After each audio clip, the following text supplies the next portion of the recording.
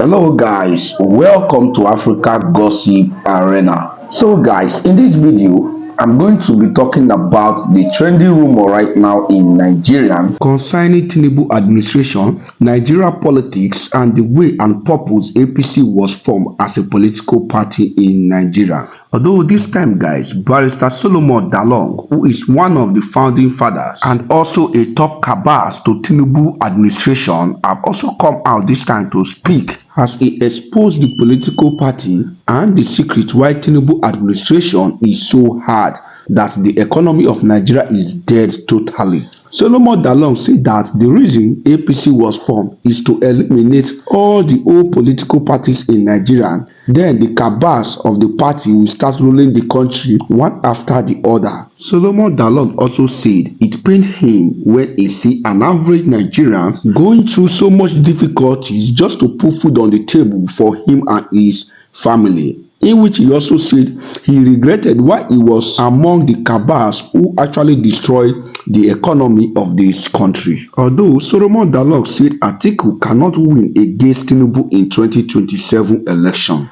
And if Atiku try to contest against Tinubu in 2027 election, Tinubu will win again his second term in office, and Atiku don't have the power to win against Tinubu in 2027 election. Solomon Dalong also talk about electoral reform and why Nigeria needs to work on electoral reform before 2027 election, in which he also said why 2027 election will not be peaceful, due to the point that the automatic transmission of voters at the polling unit is not working. That if Nigeria ever needed a free and fair election, they should work on automatic transmission of voters at the polling unit. Anyway, let me leave you to watch this video to the end, because Solomon Dalong also made mention of some of the people inside the cabals that I don't want to use my mouth to mention here. So keep it long down and try to watch this video to the end.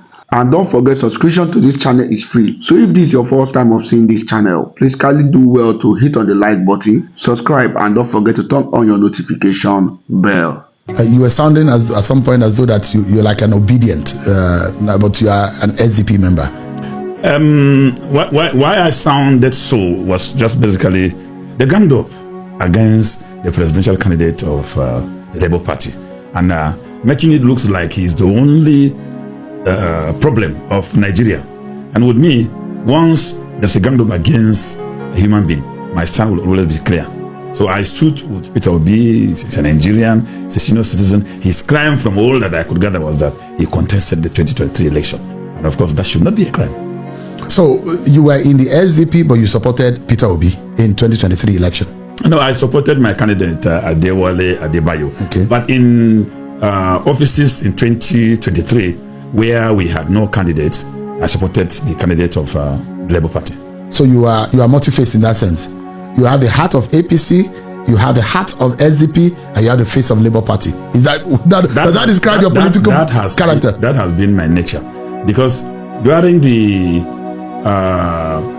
election in Anambra, when government, I told the president when he was going to campaign there that he was going to support APC, but my candidate was the Abga candidate, who was an incumbent, because to me he did very well in terms of security and infrastructure, and the whole concept of leadership is about delivering democratic dividends. So I wouldn't want to go and get that for an unknown APC candidate.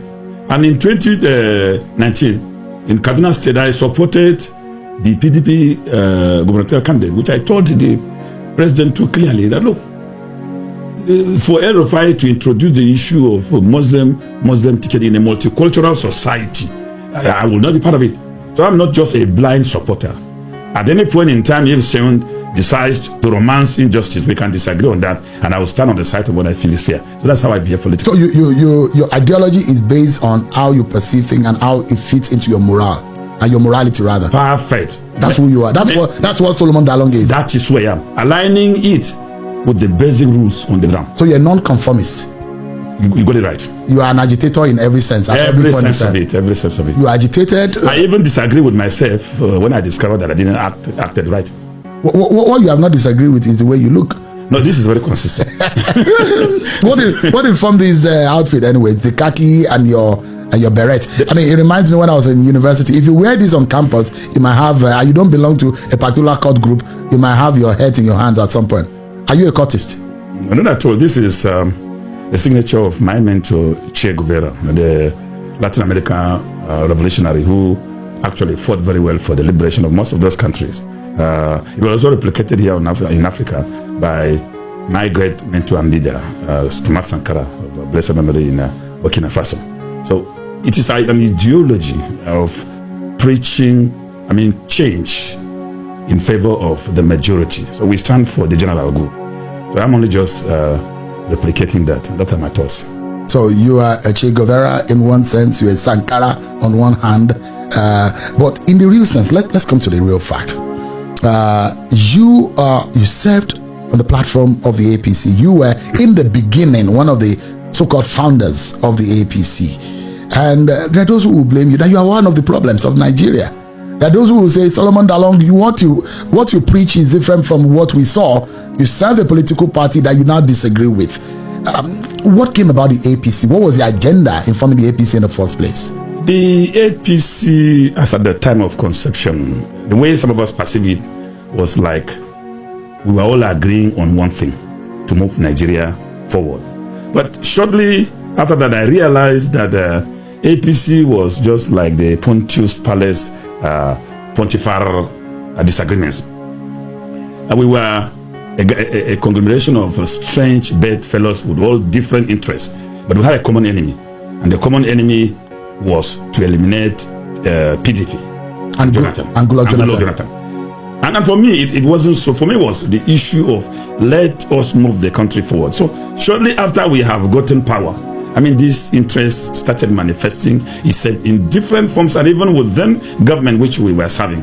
And of course, I understood that, look, we had actually shortchanged Nigerians. So in one sense, APC deceived Nigerians. They were not actually for the people.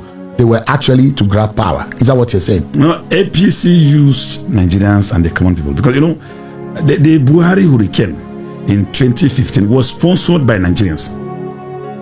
Every kobo spent, apart from the big politicians who were donating aircrafts, which was also used by themselves for the campaign. And the common people, you remember, were trekking. Some trek 40 kilometers to attend our rallies.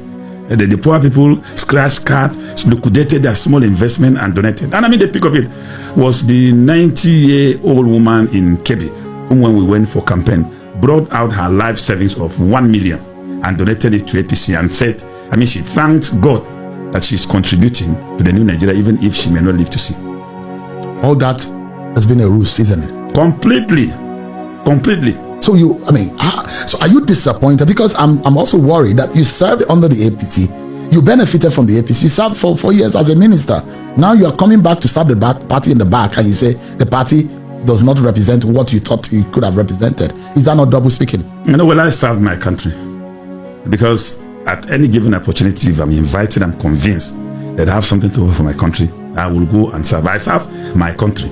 But the party with which I was one of the strongest members at conception and even the campaign, I brought much to the table in 2015. I mobilized 560 clergies, bishops, reverend fathers to endorse Buhari on the 13th of February 2015 at the International Conference Center. That was the first time, in the history of this country, where the North, which has always been divided along religion, had that type of endorsement, and the clergy went and campaigned for Buhari. So I am a tall stakeholder in APC. But like you said, I am completely disappointed because what we told Nigerians was not what had happened in 2015. So it was a lie. We lied. We should admit we lied to Nigerians. We deceived Nigerians. We deceived, even though we use people deceive people, the PDP for campaign.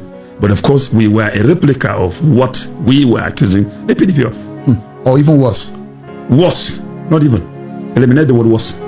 But Buhari was a catch, isn't it? People wanted the exit of PDP, thinking that Buhari was the Messiah at the time. But now there are those who will say Buhari was a disaster. Those who do not see that Buhari did anything good in that 8 years will think that Buhari wasn't the best for Nigeria at the time. What happened? Buhari was also used and done. Who used him? Buhari's charisma was needed at that point in time by the political elite to eliminate Jonathan. And shortly after Buhari had taken over power, these sets of political elite emerged and hijacked government. And Buhari was a stranger. I can say this at any point in time. Buhari was a stranger in his own government. And I can corroborate this because I went to see the president in 2020 when I was out of office. And I told him, Mr. President, this wasn't what we told Nigerians. And then I have conscience. We campaigned and convinced Nigerians. And when I look at the type of investment the common people put in our government, and here we are today with insecurity. When we came in, it was only the Northeast. As at 2020, I told him it was not possible to even travel from Abuja to Kaduna. And I dared him. I said, Mr. President, if you disbelieve what I'm saying, or what I was saying, please roll out Brigade of Gas now, and I join you. We drive from Abuja to Daura, and I promise him that if bandits do not attack him, I will go and die in exile. I briefed him about the security situation, about the hardship, and to be very fair to the president, he expressed surprise, meaning from my own judgment, some of the things I said were things he was hearing them for the first time. But I'm not surprised that such has happened, because even when we were in government, it has happened. It was me who, even at the Federal Executive Council meeting, that informed him when the DSS and EFCC were trigger drawn in Asokoro here for 3 days. They held the entire environment hostage, and the president didn't know. It was everywhere on the press, print media. But the president, the Buhari that we saw, is usually with newspapers. We saw him reading the newspapers. Maybe they gave him a different newspaper. Well, those who had such knowledge had actually claimed that his newspapers are different. But from this particular incident where the president was in Nigeria for 3 good days, and we went to the Federal Executive Council meeting, and I was expecting the issue to have been on the agenda, the first thing we will look at. And until we finished our meeting, it was not there. I had to introduce it through AOB. And the president was completely in confusion, listening to what I was saying. And at the end of the day, we even left without any closing prayer, because he was visibly angry. And when he left, on my way to my office, I saw those 2 agencies under his office, directly under his office, holding a complete community hostage for 3 days because of whatever their interest they had. And the president didn't know. There was no security to his table. The national security advisor could not inform him. The so-called courtiers and veranda boys, none of them, thought it wise to save his image and integrity to inform him. So there was an overtaking of the Buhari government under his watch. For me, Buhari's hurricane, Buhari's integrity was needed. It was a political bite needed to eliminate Jonathan and his government. And immediately that was achieved. You could see what happened. If we were honest, after bringing Buhari, there should have been a consensus, and we should have looked at our individual images and integrity as to how we will move the country forward. But the type of war that went on within and outside, the blame game and everything, it's enough to change. So it was within the corridors of power, within the presidency. Those who overtook the so-called Cabals really existed. No, Cabal exists in Nigerian presidency till today. Really? Or it's still under Tinubu government? No. Tinubu has even the most sophisticated Cabal. Really? Worse than Buhari. Buhari's Cabal was a group of uninformed people with little experiences. That was why they were dipping hand in everything that was available. But Tinubu's Cabal is a sophisticated group of people who had been long in power. And they know power. They are also informed. So they are more dangerous than any other Cabal that I have ever known and seen. So there is Cabal in Tinubu's government, and we need to fear them more, because according to you, they are more dangerous. They are more dangerous because they are more sophisticated. Who are these Cabals? Well, they are the gatekeepers of the president. They are found very close within the circumference of power. And usually they don't allow governance to flow. Is that what happens? Yeah. They shield the president. They shield the president from the obvious reality, and they don't allow information to assess the president. And I still corroborate this with what happened during Buhari. There was a time somebody went to see the president to brief him about the situation in the country. And one of the courtiers asked him, what will you be telling the president? He narrated it and he told him, look, my friend, we can't allow you to tell president that thing. What if he collapsed? And so the man was prevented from telling the president.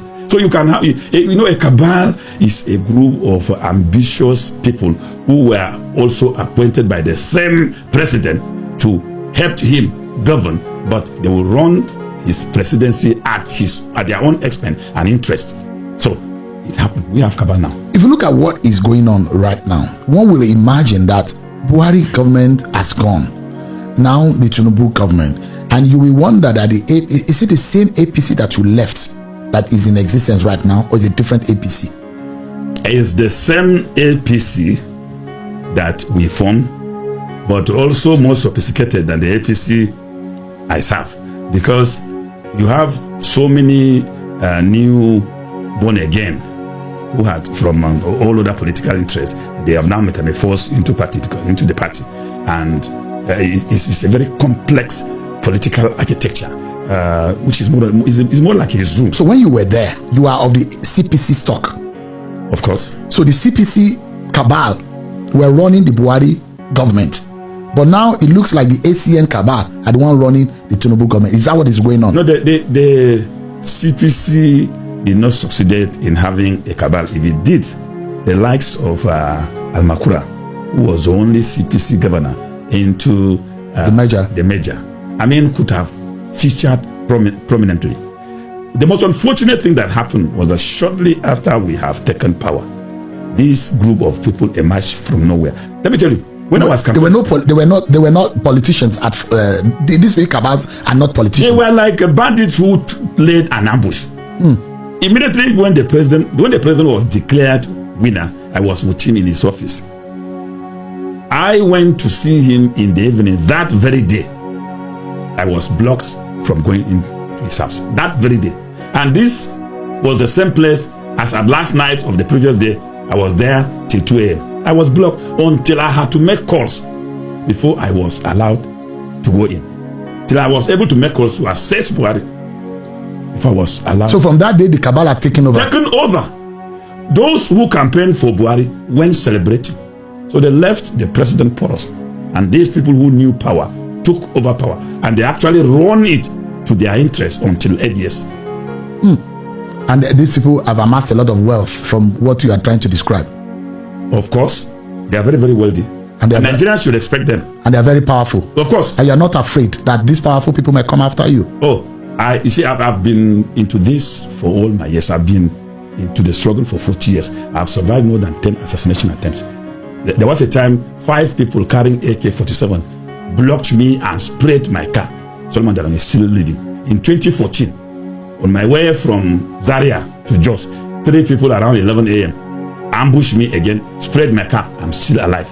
I'm not talking about attempt to poison my food on so many occasions. I'm not talking about even the invasion of my house in Jos so many times in an attempt to kidnap me and go and kill. So I am not afraid of death, because one thing I know, my mother confirmed that to me. I'm not going to leave this planet until the day ordained by God. So I'm not afraid of anybody planning to kill me. So are you like a cat with 9 lives, or you have some supernatural powers?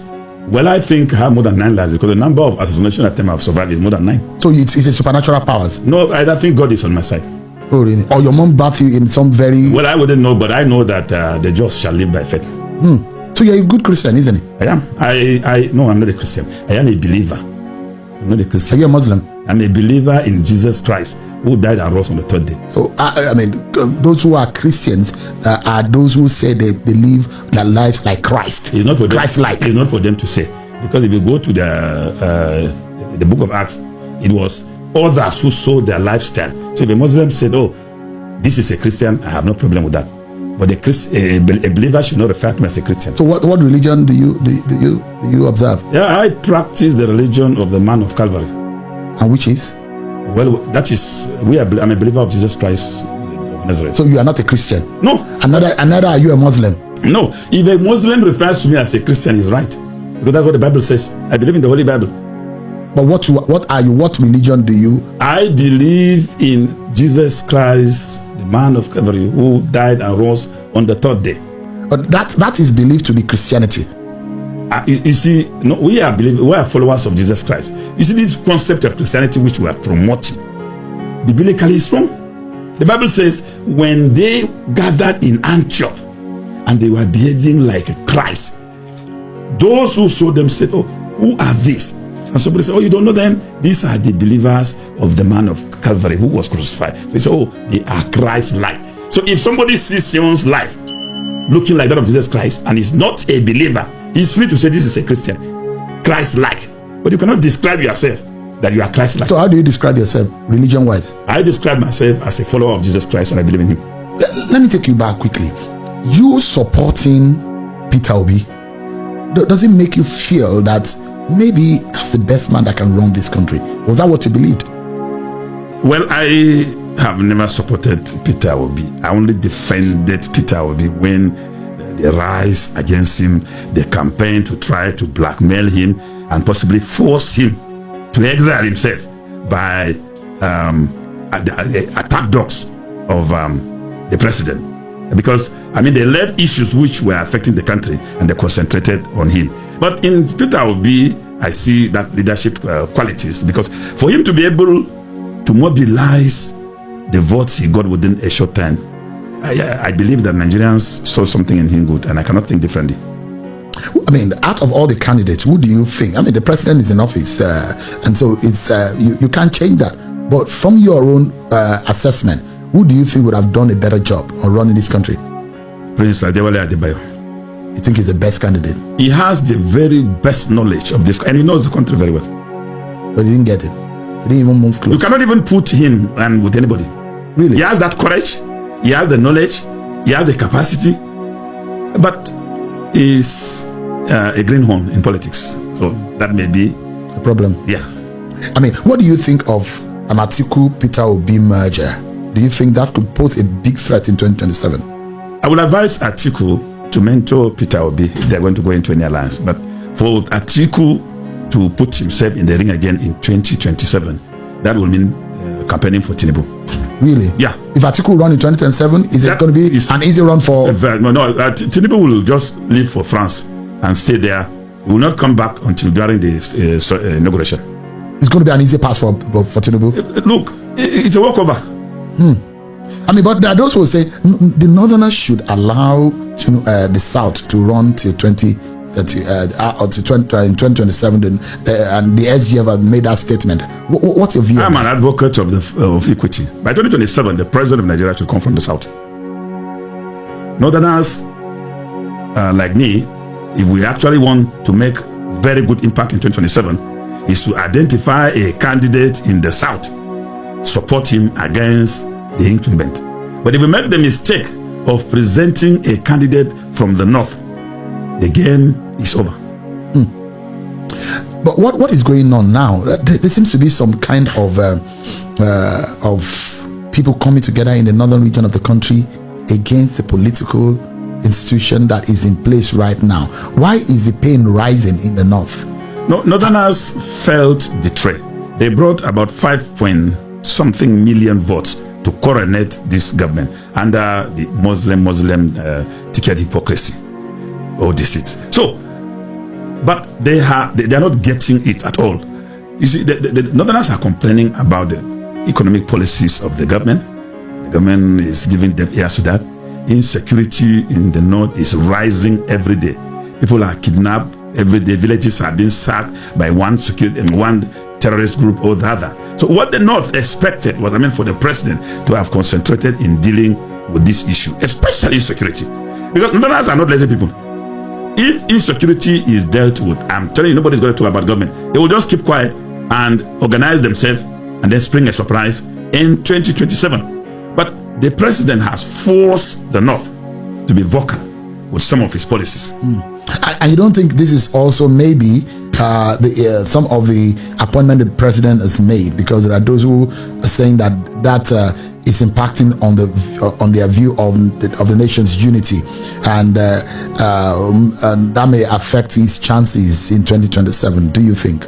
You see, it's only the political elites that are talking about appointments, but an average Northerner is not concerned about it. An average Northerner is concerned about poverty, insecurity. But that has been there in the 8 years of Buhari. They face more poverty. Yeah. They out of school children. High cost of living. You see, it has been compounded with the withdrawal of fuel subsidy. Buhari, I mean, with all his 8 years of non-performance, Buhari was very, very shrewd politically, because he never allowed himself to be boxed to the corner to subscribe to the issue of withdrawing subsidy, because he knew what it is to Nigerians. Do you regret supporting Buhari with the benefit of hindsight with what has happened? No, I know. You don't regret? No. And those who say the Buhari government was a disaster, what do you say? I still believe that it was a disaster. Buhari government was a disaster. I believe that it is a disaster. It failed Nigerians? Yeah, it failed. Buhari failed Nigerians. You are part of that failure, aren't you? I accept wholeheartedly. And do you regret being a part of the failure? No, well, of course. But we would have given this country something better. Unfortunately, we couldn't. But if you look at it, someone like former Governor Nasir El-Rufai, a key Tinubu supporter, couldn't get a ministerial role by the Senate. Yaya Bello, a strong supporter, is being tried by the EFCC. Do you view this action as genuine accountability or political witch hunt within the APC?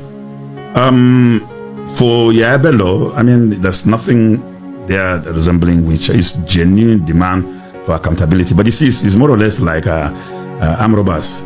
After robbing a bank, and they went to share the loot in the forest, one of them stole something, and the rest are putting him on trial. So he's complaining, we're all robbers, so why would you try me for robbery, for stealing? That's what is happening with Yabelo. But for El-Rufai, I expected him to have been smarter politically than what happened to him. When he concluded his tenure, towards the end of his tenure, he made up his mind not to hold any public office. But Tinubu went to Kaduna at an economic summit and lured him. And El-Rufai knew that he is smarter than almost every other person. He knew himself well. He knew even his intrigues. He knew his controversial disposition. So he couldn't have given into that, because he was lured into so that he can be humiliated the way he did. And if I were in his shoes, even if today even Angel Gabriel is accompanying Tinubu to pacify me to serve in his government, I will not. You know why? If I dare make that mistake, they will nominate me, and then when they go to the National Assembly, they will raise security reports and declare me a terrorist. And that will be over. So El-Rufai made the greatest respect for the mistake, which intelligent people shouldn't have done. He should have remained with his decision. And today, he could have had more strength to be able to fight this government. Well, we understand that he's playing some roles, and there's some alignment and alliance with the SDP. Are you aware? Yeah, but he's somebody they should watch out for, because he has the capacity to mobilize people. And having learned his lesson, he will rather, if Atiku is not careful, El-Rufai will emerge as a political godfather for the North in 2027, because he's not going to talk for himself, but he will galvanize that support to make sure that, he gets his pound of flesh from this government. So is it true that there is a storm brewing? There is a coming together of some heavyweight politicians trying to form an alliance and form a very strong opposition? There are different concentrics of mobilization against this government. The poor people themselves are one, mobilizing. The youth, who are now thinking of, generational shift, not even geopolitical shift, power shift, they are also mobilizing. The politicians, who with their own interests, they're not even different. Most of Nigerian political elites are not different from these people. Because if you see what happened during Konkoso's daughter's wedding in Kano, you will know that they are the same people. Because all of them congregated there. There was nothing like Christian, Muslim. Even there were Islamic clerics dining and wining together. That's the political elite. So they are now trying to come up with something again, like what happened in 2015, to now eliminate this government, and we may even run the risk. So I am of the candid opinion that the young people in this country should learn from what has happened in Senegal, what has happened in Ghana, in other countries, and let them talk to themselves. Do you think Tinubu might be in trouble politically in 2027? He's already in trouble. Really? Yeah, Tinubu is already in trouble. How do you mean? Tinubu's trouble is on now, because if you conduct a political survey genuinely, you will discover that Tinubu's rating will be embarrassing. Really? Yeah. But there are those who believe that these are tough decisions that needs to be made. They are bold decisions, audacious decisions that the government of Tinubu is making. But in all of this, there are those who say, if you don't make these tough decisions, our country will not move forward. Do you agree? No, I disagree completely. They are not even genuine economic decisions. Seriously? Yeah, because there is no economic policy that has no alternative. Once you say there is no alternative, then that describes the level of mental bankruptness of your line of thought. In economics, there must always be an alternative. You see, when Olufala said, well, SAB was the only alternative, did it turn out to be an alternative? So these decisions that was taken by the president, they were not bold decisions at all. They were decisions of a coward who just wanted to shield himself by, throwing out, unleashing trauma on the people for him to turn around and say bold decision. What is bold in it? If he was that courageous, he was expected to have prosecuted the 16 companies, oil companies, inducted by the National Assembly, where 2 of them, Eagle Oil and Rano, came out and said, we have not collected a dime from subsidy. The 14 did not say anything. A courageous Nigerian leader, after inauguration, should start from there, not withdrawal of full subsidy. But the Arewa Youth Consultative Forum, for example, has accused you of making baseless remarks against the Tinubu's administration to incite protests, citing your failed 2023 House of Representatives bid and attempts to regain ministerial role. How do you respond to these claims? Are your criticism driven by genuine national interest or your personal ambition or pain of your failed political bid? No, you see, in politics and in democracy, people are entitled to their opinions. And so I don't contest or condescend to the level of joining issues for them. They were only trying to demobilize the mobilization we had embarked upon to protest. They did everything possible, bringing out a lot of money, calling people names and calling them out, but we proved a point. We succeeded in giving Nigerians the best organized demonstration, despite everything they did, arresting all our cadre men and locking them up, intimidating. We still had Nigerians more than any other demonstration ever conducted in this country. So I think for us, we succeeded. So you were behind the August protest? Of course, I was one of the organizers. You are an anti-Buhari, anti-Tinubu person? Of course, I am. Why? Because of his economic policies. Do you dislike him that much? Not as a person, but his policies and his approach to governance, I of course hate it completely. Let me ask you, there are those who will look at things as it's going right now and look at your time in office. During your time as Minister of Youth and Sport, many Nigerians felt the government did not adequately address systemic problems in the Nigerian sports sector, including infrastructure and athletes' welfare. Given your close involvement, how do you respond to critics who argue that your tenure was largely ineffective and a failure? Well, they are also subject to their opinion. I don't blame them for that. But of course, the records are there. I was the only minister who secured World Cup ticket for Nigeria without the jumbo presidential task force that almost got 10 billion every time Nigeria is going to World Cup, single-handedly. That's an achievement. Under my watch, when I left office, I left Nigeria as champions in 10 sports. Today, I doubt if they are anywhere in 2 or 3. Under my watch, still, the Tigres in Tenerife, Spain, emerged the first African team to be in basketball to ever qualify to quarterfinals in 100 years, and they moved their ranking from 34 to number 8 in the world. I can go on and on. Under my watch, I revived the moribund National Sports Festival. Under my watch, there was the National Youth Games, which I run. And the product of the National Youth Games is the profile of the contemporary athletes Nigeria. The National Sports Program, your tenure has faced a lot of scrutiny over the handling of funds for the organization, particularly in the aftermath of Nigeria's underwhelming performance in major events like the Rio Olympics. What is your take on these claims? How would you address the accountability gaps that exist in the management of public funds allocated to sport? That those who believe that in the sports sector, they believe at that time in your office that a lot of monies were not able to be accounted for, that you took away with you a lot of public funds. How do you account for that? Oh my God. Accountability under my watch is open for public scrutiny till death. Let me tell you something about this Rio. I borrowed 50 million naira from late Senator Ifeanyi Uba to come and train Team Nigeria to take them to Rio. The first release from government came 4 days into Olympics. I went to Olympics. I bought my ticket myself and I went to Olympics. And the budget for Olympics in 2016 is public document by the National Assembly was 400 million, which was even insufficient to buy ticket. I had to approach the president with a memo to approve another 1.4 billion for us. And I went to Rio in the history of Nigerian Olympics with one of the modest contingent, because we didn't go with all these jumbo size jamboree of carrying people, and it was only athletes and officials. So those who think that you stole money while being Minister of Sport, you don't think that you need anything to defend? No, I have nothing. I don't even have money.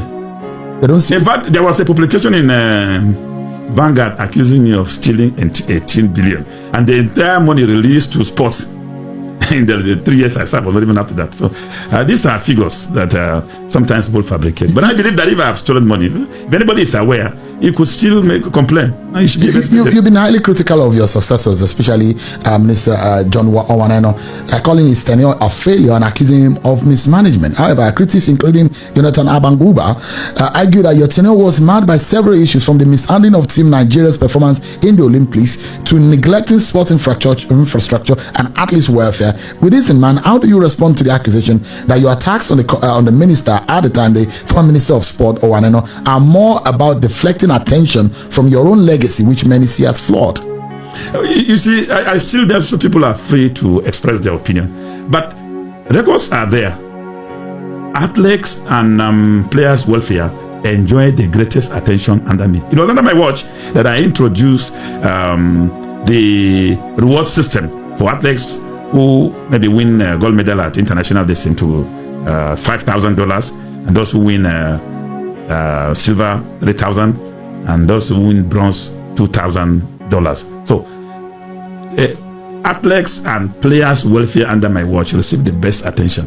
In fact, if that wasn't the case, Nigeria would have not even qualified for football in Rio during the Olympics in 2016, because when I came in, there was an issue of the backlog of non-payment. You're describing yourself as though you are the best Minister of Sport Nigeria. No, I am not. It's Nigerians that I'm only giving account, because allegations now are arrest. So in responding to allegations, it may look like self-praising, but for me, I didn't do it. Do you have regrets serving as Minister of Sports? No, not at all. Do you think that if you had given opportunity again, what would you do differently? If I'm given the opportunity, I will improve on what I did, because there are some things that needed to be addressed. You see, the sports architecture needed radical transformation. The private sector needed to be wooed to put in investment in sports, and government needs to move from the mentality of seeing sports as recreation, because government investment in sports has been abysmal. So do you agree with the initiative by the president to scrap the Ministry of Sport and create a sports commission? Now, that's the worst decision that any government has ever made. Really? Yeah. Ministry of Sports belongs to the youth demography, and they are responsible for bringing any government.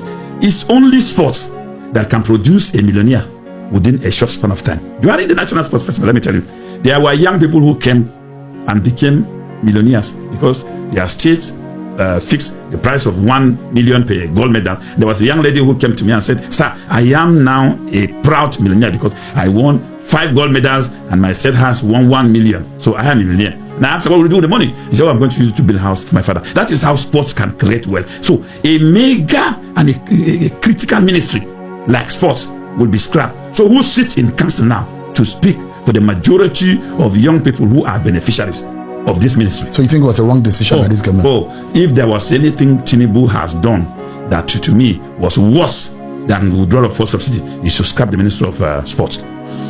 If you look at, as a lawyer, let me ask you, what is your view on the Dele Farotimi case on the issue of defamation libel against Afe Babalola? I would have thought that my father, Afe Babalola, should have not taken this route, because I mean, he has exposed his legacies to public attacks, and I don't see him surviving it, because Dele is a reputable human rights activist. I mean, his profile is highly revered by most Nigerians. So they will never understand him with all his claim for defamation, for this, for that. If I were to advise him, he would have just called Delhi and said, look, my son, I mean, this is not the way to go. You will also get to where I am today. Despite what you would have known about me, I mean, this wasn't the better way to handle it. That was how I was mentored by Chief Lal. But you see, he had condescended into the arena, and it is him now and his family versus Nigerians. And I don't see him ending up as a victim. A Nigerian who feel defamed and who feel wrongfully attacked by in writing or by a manner of speaking, how do you, as a lawyer, how do you think that could be best handled, legally speaking? You have the right to go to court. You have the right to seek redress in court. You have the right to report like he did. But let me tell you something that happened. When I was in office, Vanguard accused me of stealing 18 billion. And people said, oh, I should take Vanguard to court. But I told myself that if I have not accepted to be a minister, this wouldn't have happened. And having accepted this responsibility, there's a better way of dealing with it. And I went the other way to reach out to them and say, hey man, you didn't get it right. And I think you owe me an apology so that this issue is laid to rest. And we settled it. The issue died within a short span of time. But this very issue will live and linger for a very long time.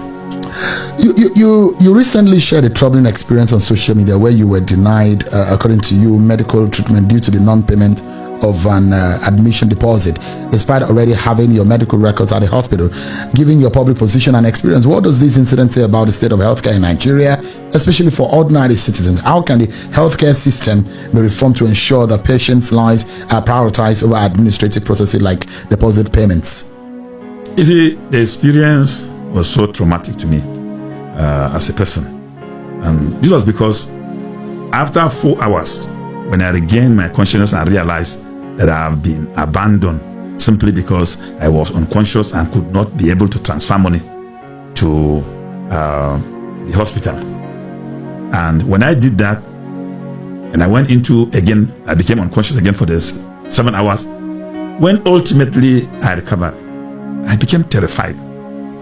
Terrified because I said, oh, so many people would have died this way. What happened if I did not recover after 4 hours? It would have been, he has died of brief illness. You see, we need to have moved far, far from where we are now with our medical delivery services and infrastructure. I thought that after COVID, we were going to learn big lessons and transform the healthcare sector.